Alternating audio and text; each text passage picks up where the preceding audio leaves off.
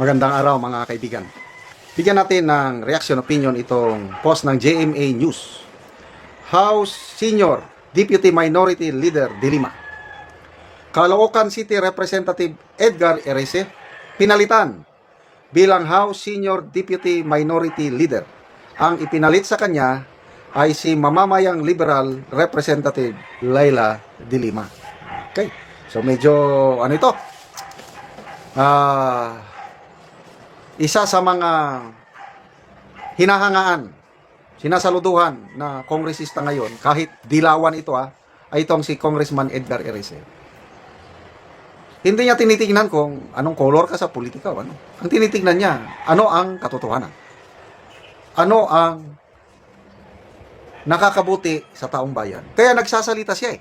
Tingnan nyo, sa mga minority congressman, sino ang kongresista ang lantarang lumalaban sa korupsyon ng Marcos Jr. administration. Maliban lang kay Congressman Toby Chanco, independent man yun. Talagang lantaran. Maliban lang kina Congressman from Davao, mga Duterte, Congressman Unga. Expected yan. Kaya lang, dito sa Liberal Party, mga kasamaan niya, sa minority bloc, tahimik sa korupsyon ng Marcos Jr. administration.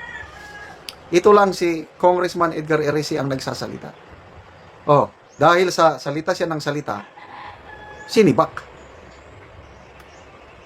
So, ano na siya ngayon? Wala na. Ordinary congressman na lang. At na-promote si Congresswoman Laila Dilima. Grabe, ano? Hindi mo na maintindihan itong sa Congress kung meron ba talagang minority o wala. Kasi ang minority leader, si Congressman Libanan, alanganin din ako sa kanya kung talaga bang nag-opos siya. Kung minsan, nakikisabay na lang sa agos eh. Kung sino pa ang matinong kongresista, sila pa ang tingnan natin ang mga reaksyon ng taong bayan. 11,000, 7,600 ang tumatawa. 2,500 lang ang nag-like. So, mas marami ang sumusuporta kay Congressman Erese. Comments. Buddy Soriano, can you feel the maneuvers? Yes, I can feel it. Lope Galiana, minority leader, ay party list. Pareha silang party list. Kasi si Libanan, party list din yan eh. Ano na ba yung party list ni Libanan? 4 piece ata. Mamamayang liberal, party list din. Sila yung minority leader. Wala na talaga. Yaya Yunus, they plan and we too are planning and the best planner is the architect. Diego Lenon, still they cannot barricade for 2028 waving victory of BP Sara. Di naman halata sabi. Ganon talaga yon, hindi kakampi. Talagang hindi nila kakampi si Congressman Edgar Erese. Sabi nga niya sa isang interview, kaming mga liberal makipag-alyansa sa mga Marcos, di parang sumusuporta kami sa mga korap. Napakaganda yung pagbigkas niya ng noon, inaakusan nilang mga Marcoses, mga korap kayo, mga magnanakaw kayo. Ngayon, pwede na daw makipag-alyansa. May napanood akong interview sa Billionaire News, si ex-Senate President Franklin Drilon, isa ring stalwart ng liberal. Tinatanong sino ang makakalaban, malakas na pwedeng, may chance na pwedeng talunin si BP Sara. Sabi niya, mahirap pa ngayon.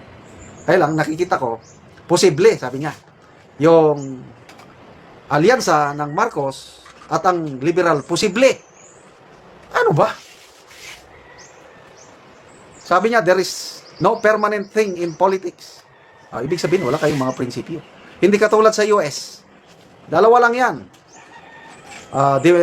Democratic and Republican, may kanya-kanyang set of values yan. Tapos once nga nag-decide ang party, yun na yun. Dito, mga party natin dito, wala. For convenience lahat. So yung isinusukan nila na Marcos, dictatorship, magnanakaw, kung ano pa, handa na silang makipag-alyansa para lang may pag-asa sila na matalo nila si BP Sara. Yan ang But again baka nagkamali ako. Tinitingnan ko ang values ni former BP Leni Robredo.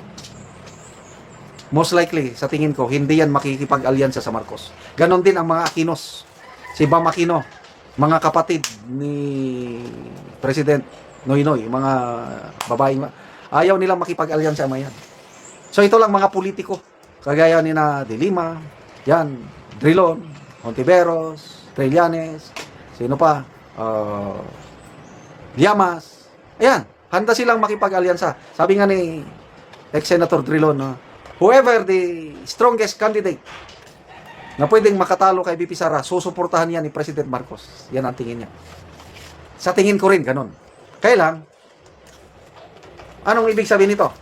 Kung ang pinakamalakas na kandidato si VP Leni, granting natatakbo. Ibig sabihin, ang administration hindi na sila mag-field ng sarili nilang kandidato. Parang malabo.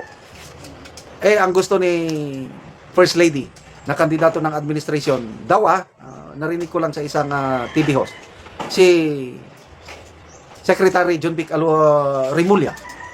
Papayag ba si Rimulya? Vice President lang siya. Si Leni ang President? Palagay ko hindi. Hindi sila magkakatuluyan.